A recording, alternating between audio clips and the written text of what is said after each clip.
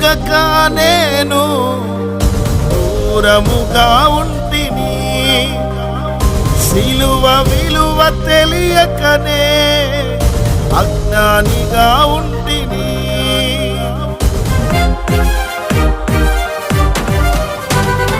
నిన్ను ఎరుగక నేను దూరముగా ఉంటిని, సిలువ విలువ తెలియకనే అజ్ఞానిగా ఉంటిని.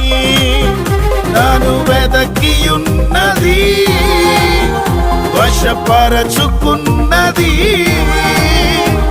విజ్ఞాన సంపదలతో వికసింపచేసినది. నన్ను వెదకియున్నది, వశపరచుకున్నది,